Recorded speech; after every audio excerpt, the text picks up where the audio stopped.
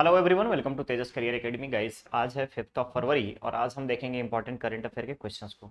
आगे बढ़ने से पहले मैं आपको बताना चाहूंगा कि अगर आपने अभी तक चैनल को सब्सक्राइब नहीं किया है तो चैनल को सब्सक्राइब करें, वीडियो को लाइक शेयर जरूर करें। चलिए शुरुआत करते हैं आज के इस सेशन का। सबसे पहले हम यहाँ पर देखेंगे क्वेश्चंस को। पहला जो क्वेश्चन यहाँ पर रखा गया है, पूछा जा रहा है आपसे, हाल ही में किस राज्य के लघु धान फसलों के उत्पादन में, ध्यान से देखिएगा क्वेश्चन को, बोला जा रहा है हाल ही में किस राज्य को लघु धान्य फसलों के उत्पादन में प्रथम स्थान प्राप्त किया है। ठीक है, यानी प्रथम स्थान मिला है, ध्यान रखेंगे आप, प्रथम स्थान मिला है। तो सबसे पहले याद रखना है आपको कि जिस तरीके से छत्तीसगढ़ को मिलेट राज्य के रूप में दर्जा दिया गया है, सेम इसी तरीके से 2023 का वर्ष जो है मिलेट वर्ष के रूप में मनाए जाने की घोषणा की गई है। ठीक है, मिलेट ईयर के रूप में मनाए जाने की घोषणा की गई है। नेक्स्ट आपसे अगर हम बात करें तो धान्य फसलों में, लघु धान्य फसलों में, यानी कि धान के साथ साथ खरीफ वाले में अगर आप देखेंगे, उसी समय में जैसे हम लोग बात करते हैं कोदो, कुटकी और रागी, इन सभी फसलों के बारे में अगर आप देखिएगा तो मिलेट्स के अंतर्गत आते हैं। और इसके लिए हाल ही में राष्ट्रीय स्तर पर ध्यान रखना है आपको, राष्ट्रीय स्तर पर छत्तीसगढ़ को प्रथम स्थान प्राप्त हुआ है लघु धान्य फसलों में। छत्तीसगढ़ को प्रथम स्थान प्राप्त हुआ है लघु धान्य फसलों में। तो करेक्ट ऑप्शन क्या हो जाएगा यहाँ पर? यहाँ हो जाएगा आपका छत्तीसगढ़। इसके अलावा आपको याद रखना है कि हाल ही में FSSAI के द्वारा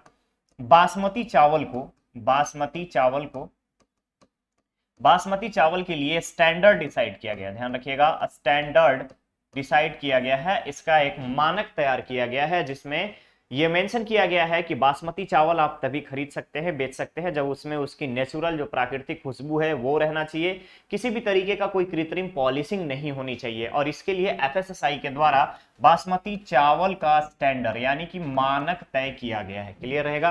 तो यहां पर करेक्ट ऑप्शन बन जाएगा आपका ए। नेक्स्ट क्वेश्चन पे चलते हैं।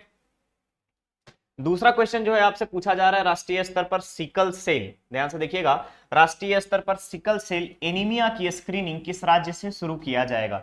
यानी कि आपसे पूछा जा रहा है सिकल सेल बीमारी के बारे में। ध्यान रखेंगे, सिकल सेल बीमारी जो कि वंशानुगत है, ध्यान रखिएगा, वंशानुगत है। और वंशानुगत में अगर हम आपसे बात करें तो इसमें हीमोग्लोबिन में जो ऑक्सीजन कैरिंग कैपेसिटी होती है वो रिड्यूस हो जाती है। ध्यान रखिएगा, हीमोग्लोबिन में ऑक्सीजन कैरिंग कैपेसिटी, ऑक्सीजन के वहन करने की वहन क्षमता जो है वो रिड्यूस हो जाती है, कम हो जाती है, और उससे सिकल सेल्स होता है। क्या है ये, किस तरीके का बीमारी है? ये बीमारी वंशानुगत बीमारी है। तो इसी सिकल सेल के लिए, एनीमिया के लिए, सिकल सेल एनीमिया में अगर हम बात करें तो इसके लिए भारत सरकार ने हाल ही में 40 वर्ष से कम के जितने भी आदिवासी या अनुसूचित जाति और जनजाति के लोग हैं, इन सभी के लिए पूरे देश भर में 200 जिलों का चयन किया है। 200 जिलों का चयन किया है, ठीक है, 200 जिलों का चयन किया है। और इन सभी अनुसूचित जाति और जनजाति के लोगों को एक प्रोटोटाइप कार्ड दिया जाएगा जिसमें बताया जाएगा कि आपको सिकल सेल्स बीमारी है। ठीक है, प्रोटोटाइप कार्ड दिया जाएगा जिसमें सिकल सेल्स बीमारी के बारे में इंफॉर्मेशन रहेगी। देश के 200 जिलों का चयन हुआ है जिसमें से नंबर 1 पे अगर हम आप बात करें, ज्यादातर जिले हैं मध्य प्रदेश के बाद फिर आपके गुजरात के बाद फिर राजस्थान के बाद झारखंड के बाद आपका उड़ीसा। ध्यान रखिएगा, ये आपका सीक्वेंस है। इसके अलावा आपका छत्तीसगढ़ भी इसी श्रेणी में आता है। छत्तीसगढ़ के बारे में बात करें तो छत्तीसगढ़ भी आपका इसी श्रेणी में आता है। अब बात आती है कि इसकी शुरुआत कहां से की जाएगी।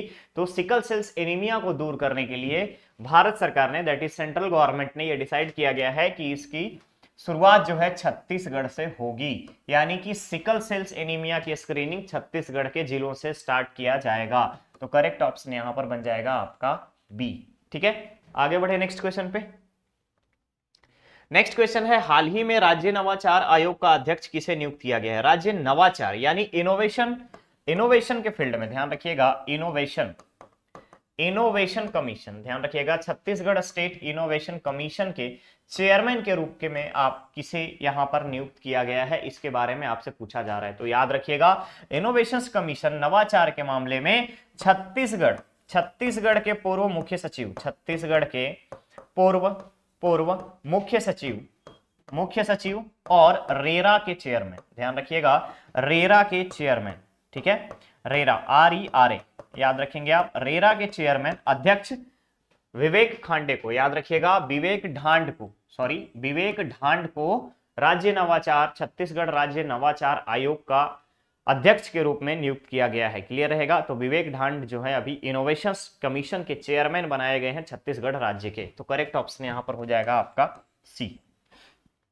ठीक है, चलिए नेक्स्ट क्वेश्चन है आपका मिलेट ऑन व्हील्स। ध्यान से देखिएगा, millet on wheels, millet cafe का शुभारंभ राज्य के किस जिले से किया गया? तो आप सभी को पता होगा कि मिलेट कैफे की शुरुआत कहां से हुई? रायगढ़ जिले से। अब बात कर रहे हैं यहां पे millet on wheels. Millet on wheels का क्या मतलब है? तो ये है मोबाइल मिलेट कैफे। ध्यान रखिएगा, मोबाइल मिलेट कैफे जिसकी शुरुआत की गई है रायगढ़ जिले के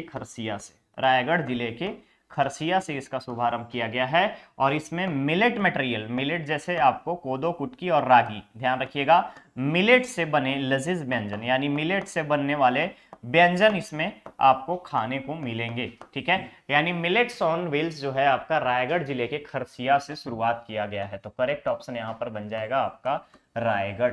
ठीक है, मिलेट। और ऑलरेडी मैंने आपको बता रखा है वर्ष 2023 को मिलेट ईयर के रूप में मनाने की घोषणा राज्य सरकार के द्वारा कर दिया गया है। ठीक है, तो इस चीज को आप ध्यान रखिएगा। आगे बढ़ते हैं दूसरे क्वेश्चन पे। नर्मदा मेला महोत्सव का संबंध किस स्थान से है? नर्मदा मेला महोत्सव, ध्यान रखिएगा, नर्मदा मेला महोत्सव, नर्मदा सबसे पहले आपको पता होना चाहिए कहां से निकलती है? मैकाल। कहां से निकलती है? मैकाल श्रेणी से। ध्यान रखिएगा, मैकाल श्रेणी से पास होती है एक्चुअली। और कहां पे फ्लो करती है? तो सतपुड़ा और विंध्य के ड्रिफ्ट में। ठीक है, विंध्य श्रेणी के ड्रिफ्ट में ये क्या होती है? फ्लो होती है। कहां से? ईस्ट से लेके वेस्ट के साइड में ये फ्लोइंग होती है। इसका फ्लो जो है ईस्ट से वेस्ट है। कहां? पेंड्रा रोड अमरकंटक के पास में, सतपुड़ा और विंध्य के बीचों बीच ड्रिफ्ट में, जो कि हम बोलते हैं रिफ्ट वैलीज से, भ्रंश घाटी से होते हुए कहां जाती है? मध्य प्रदेश की तरफ जाती है। तो मध्य प्रदेश में नर्मदा महोत्सव मनाया जाता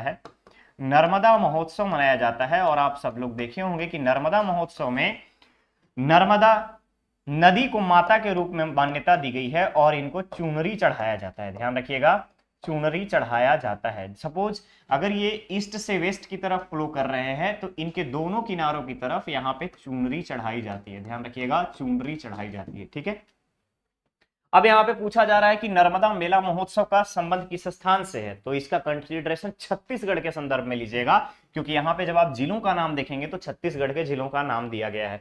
तो नर्मदा महोत्सव जो है छत्तीसगढ़ की संस्कृति, जब हम अपवाह तंत्र पढ़ते हैं छत्तीसगढ़ में तो नर्मदा का अपवाह तंत्र सबसे कम हम पढ़ते हैं। ठीक है, सबसे कम है नर्मदा का। संस्कृति को सहेजने के लिए, ध्यान रखिएगा, संस्कृति को सहेजने के लिए नर्मदा महोत्सव मनाया जाता है खैरागढ़ में। ध्यान रखिएगा, खैरागढ़ में मनाया जाता है नर्मदा महोत्सव। ठीक है, नर्मदा मेला महोत्सव आपका खैरागढ़, छुई खदान, गंडई जिले में मनाया जाता है। और खैरागढ़ छुई खदान इसी साल सितंबर, ध्यान रखिएगा, वर्ष 2022 सितंबर में नए जिले के रूप में इसका गठन किया गया है वर्तमान सरकार के द्वारा। करेक्ट ऑप्शन बन जाएगा यहां पर आपका ए। ठीक है, नेक्स्ट क्वेश्चन है आपका रायपुर जिले के बिहान की महिलाओं, ध्यान से देखिएगा, रायपुर जिले के बिहान की महिलाओं के द्वारा कौन सा ब्रांड विकसित किया गया है? तो अब बिहान की महिलाएं हैं, यानी कि स्व सहायता समूह के बारे में बात कर रहा है आपसे। ठीक है, स्व सहायता समूह के बारे में बात कर रहा है। तो बिहान की महिलाएं रायपुर में अगर हम बात करें तो इन्होंने अपना एक बिहरा के नाम से ब्रांड विकसित किया है। ध्यान रखिएगा, बिहरा के नाम से ब्रांड विकसित किया है। और चावल के बने चिप्स अभी इन लोगों ने प्रोडक्शन स्टार्ट किया है। चावल के बने चिप्स, जो हम लोग लेज खाते हैं, तो चावल से बने हुए लेज इन लोगों ने बनाना स्टार्ट किया है और उसी का नाम दिया है बिहरा ब्रांड। तो रायपुर जिले का वन प्रोडक्ट वन ब्रांड अगर आप लोग पढ़े होंगे one product one district, one district one product, ठीक है। वन डिस्ट्रिक्ट वन प्रोडक्ट वाले कंडीशन में अगर आप देखेंगे तो उसी तरीके से बिहरा जो है रायपुर का ब्रांड बना है और विहान की महिलाओं के द्वारा, महिला स्वयं सहायता समूहों के द्वारा चावल के बने चिप्स का प्रोडक्शन किया जा रहा है, जिसकी कीमत 5 to 10 रुपीज फिक्स की गई है। इसके अलावा चिप्स के अलावा और भी सारे प्रोडक्ट्स के बारे में अगर हम बात करें, और सारे प्रोडक्ट्स भी इसके द्वारा विकसित किए जा रहे हैं। क्लियर रहेगा। तो रायपुर का ब्रांड अगर पूछे तो रायपुर में बिहरा ब्रांड, यहां पर ध्यान रखिएगा, विहान की महिलाओं के द्वारा, स्वयं सहायता के समूह के महिलाओं के द्वारा इसकी शुरुआत की गई है। तो आपसे पूछा जा रहा था कौन सा ब्रांड विकसित किया है, that is Bihra. Correct option बन जाएगा यहां पर आपका बी, ठीक है। नेक्स्ट क्वेश्चन है यहाँ पे आपका राज्य स्तरीय गणतंत्र दिवस परेड 2023। ध्यान से देखेंगे आप, राज्य स्तरीय गणतंत्र दिवस परेड, राज्य स्तरीय गणतंत्र दिवस परेड 2023 में किस विभाग या मंत्रालय की झांकी को प्रथम पुरस्कार दिया गया है। तो यहां पर अगर आप देखेंगे तो ये राज्य स्तर में अगर आप देखेंगे तो छत्तीसगढ़ का जो नेशनल लेवल पे प्रेजेंटेशन हुआ 26 जनवरी को, उसमें राज्य अनुसूचित, अगर हम बात करते हैं यहां पर भारत की अनुसूचित जाति एवं जनजाति, ठीक है, भारत की अनुसूचित जाति एवं जनजाति आयोग का एकलव्य, ध्यान रखिएगा, एकलव्य स्कूल, एकलव्य विद्यालय की झांकी को प्रथम पुरस्कार दिया गया है, ठीक है। एकलव्य स्कूल की झांकी को प्रथम पुरस्कार दिया गया है, ठीक है। एकलव्य स्कूल की झांकी को प्रथम पुरस्कार दिया गया है। तो अब एकलव्य स्कूल किसके द्वारा चलाया जाता है यहां पर भारत में, तो आपका अनुसूचित जाति एवं जनजाति विभाग के द्वारा, आयोग के द्वारा, यानी SC एंड ST डिपार्टमेंट्स के द्वारा एकलव्य स्कूल को रन किया जाता है। और एकलव्य स्कूल की झांकी को राजपथ पर दिल्ली में, ध्यान रखेंगे आप, राजपथ पर दिल्ली में इसको प्रथम पुरस्कार मिला है डिपार्टमेंटल में। लेकिन वही अगर स्टेट वाइज पूछे तो स्टेट वाइज में आप जाएंगे उत्तराखंड में, ठीक है। देवभूमि का जो झांकी निकाली गई थी उसको प्रथम पुरस्कार मिला सभी राज्यों की श्रेणी में। लेकिन डिपार्टमेंटल श्रेणी में अगर आप देखेंगे, डिपार्टमेंट की कैटेगरी में देखेंगे तो एकलव्य स्कूल की झांकी को प्रथम पुरस्कार दिया गया है, जो कि अनुसूचित जाति और जनजाति विभाग के द्वारा शिक्षा के क्षेत्र में एकलव्य स्कूल का झांकी को सेलेक्ट किया गया है। तो करेक्ट ऑप्शन यहां पर बन जाएगा आपका सी, ठीक है। चलिए नेक्स्ट क्वेश्चन पे चलते हैं। यहां से क्वेश्चन है, राज्य के किस व्यक्ति के संगीत एल्बम को, ध्यान से देखिएगा, संगीत एल्बम को प्रतिष्ठित ग्रैमी अवार्ड के लिए नामित किया गया है। राज्य के किस व्यक्ति के संगीत एल्बम, अब संगीत में अगर आप देखेंगे अनुराग बसु, ये तो अपना डायरेक्टर है, अनुज शर्मा जो कि एक एक्टर है, नेक्स्ट ममता चंद्राकर जो कि हमारे खैरागढ़ इंदिरा गांधी संगीत एवं कला महाविद्यालय, जो कि इंदिरा गांधी संगीत कला विश्वविद्यालय है, उसकी वाइस चेयरमैन है ममता चंद्राकर। अब बचता कौन है यहाँ पे, श्रीवंत सिंह। तो ध्यान रखिएगा, श्रीवंत सिंह जो कि भिलाई के रहने वाले हैं, इनका एल्बम है वैश्विक एल्बम, ध्यान रखिएगा, वैश्विक श्रेणी में, वैश्विक संगीत श्रेणी में, याद रखेंगे आप, वैश्विक संगीत श्रेणी में श्रीवंत सिंह का एल्बम शुरुआत, ध्यान रखेंगे आप, शुरुआत को, संगीत श्रेणी के शुरुआत को, एल्बम को प्रतिष्ठित ग्रैमी अवार्ड के लिए नामित किया गया है, ग्रैमी अवार्ड के लिए नॉमिनेट किया गया है। तो यहाँ पे करेक्ट ऑप्शन बन जाएगा आपका डी। एल्बम का नाम क्या है, एल्बम का नाम है शुरुआत। वैश्विक संगीत श्रेणी की अगर हम बात करें तो प्रतिष्ठित ग्रैमी अवार्ड, जो कि ग्लोबल लेवल पे अवार्ड दिया जाता है, यहाँ पर वैश्विक संगीत श्रेणी में भिलाई के श्रीवंत सिंह के एल्बम शुरुआत को नॉमिनेट किया गया है। तो करेक्ट ऑप्शन बन जाएगा आपका डी। नेक्स्ट क्वेश्चन है यहाँ पे, विश्व आर्द्र भूमि दिवस कब मनाया जाता है। वर्ल्ड वेटलैंड डे के बारे में आपसे बात कर रहा है, ठीक है। ध्यान रखिएगा, वर्ल्ड वेटलैंड्स डे के बारे में। तो हम सभी को पता है कि वर्ल्ड वेटलैंड्स डे हम लोग कब मनाते हैं, वर्ल्ड वेटलैंड्स डे मनाया जाता है 2 फरवरी को, 2 फरवरी को, ठीक है। शुरुआत कब हुई थी इसकी, वेटलैंड्स डे को, तो वेटलैंड्स को कंजर्व करने के लिए, ठीक है, वेटलैंड्स को कंजर्व करने के लिए वेटलैंड कन्वेंशन की शुरुआत की गई थी आज से ठीक 52 ईयर्स पहले। ध्यान रखिएगा, आज से ठीक 52 ईयर्स पहले, यानी कि इस साल जो 2 फरवरी को मनाया गया वो 52nd कन्वेंशन था। और वेटलैंड्स को प्रिजर्व करने के लिए, कंजर्व करने के लिए पेरिस के, ध्यान रखिएगा, पेरिस में पहला कन्वेंशन किया गया था आज से 52 साल पहले, जो कि फ्रांस की राजधानी है। साथ ही साथ यूनेस्को का आपका यहां पर हेडक्वार्टर भी है। क्या है, यूनेस्को का हेडक्वार्टर। जब आप सीजीपीएससी में पढ़ेंगे इंटरनेशनल ऑर्गेनाइजेशंस के बारे में, तब आप उसको, इस चीज को आप देखेंगे वहां पे, ठीक है।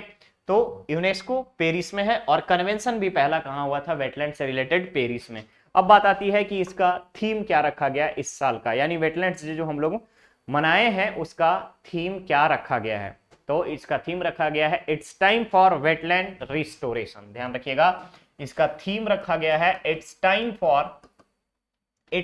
For wetland restoration, wetlands restoration, ठीक है, रेस्टोरेशन। अब बात आती है कि it's time for wetlands restoration हाल ही में अगर आप देखेंगे तो भारत में एट प्रेजेंट कितने वेटलैंड्स हैं, आर्द्र भूमि स्थल है, रामसर साइट्स की अगर हम बात करते हैं, वेटलैंड्स के बारे में बात करते हैं तो कितने हैं आर्द्र भूमि। छत्तीसगढ़ में आर्द्र भूमि कितना है, कितने एरिया में है, इसके बारे में आपसे इंपॉर्टेंट क्वेश्चंस बन जाता है, ठीक है। तो इस चीज का ध्यान रखिएगा, इसके बारे में आप टोटल परसेंटेज को देखेंगे, ठीक है। चलिए, तो यहां पे करेक्ट ऑप्शन बन जाएगा आपका A, that is 2 February, world wetlands day.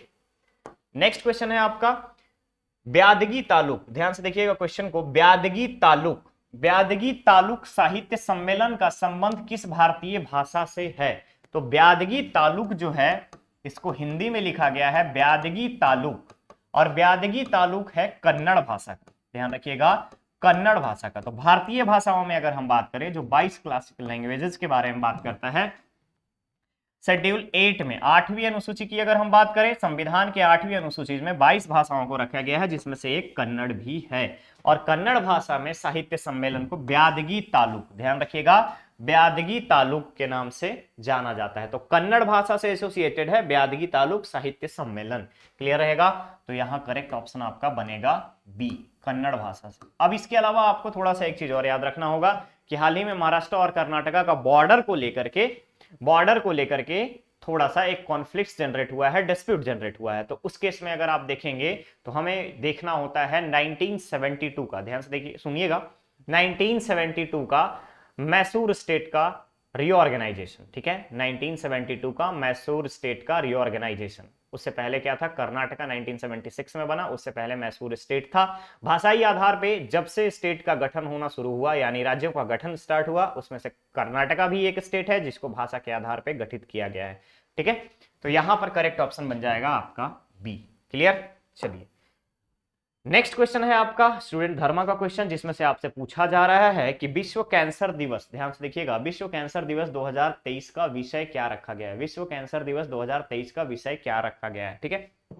यहां पे थोड़ा सा मैं हिंट दे दूं आपको कि विश्व कैंसर दिवस 2023 में 23वीं बार मनाया जाएगा, 23वीं बार मनाया जाएगा। कहां पे, 17 से 19 अक्टूबर कहां पे मनाया जाएगा, कैलिफोर्निया यूएसए में। ध्यान रखिएगा, कैलिफोर्निया यूएसए में। क्लियर रहेगा। शुरुआत कब हुई थी, 2000 में। कब हुई थी इसकी शुरुआत, 2000 में इसकी शुरुआत हुई थी, और इस साल 17 से 19 अक्टूबर 2023 को कैलिफोर्निया यूएसए में इसके ऊपर कन्वेंशन कॉन्फ्रेंस रखा जाएगा। क्लियर है, तो आज के सेशन में बस इतना ही। इस क्वेश्चन का आंसर आपको कमेंट बॉक्स में कमेंट करके देना है। लास्ट लेक्चर में मैंने आपसे पूछा था एक क्वेश्चन, जिसका आंसर होगा सुमन लाल ध्रुव, ठीक है। वहां पे गांव ला सिरजावो पुस्तक किसने लिखी है, ये क्वेश्चन आपसे पूछा गया था, उसका करेक्ट आंसर होगा सुमन लाल ध्रुव। क्लियर रहेगा, तो चलिए मिलते हैं बहुत ही जल्द हम लोग नेक्स्ट और नए सेशन में। बने रहिए तेजस कैरियर एकेडमी के साथ, चैनल को सब्सक्राइब करें, वीडियो को लाइक शेयर जरूर करें। Thank you so much.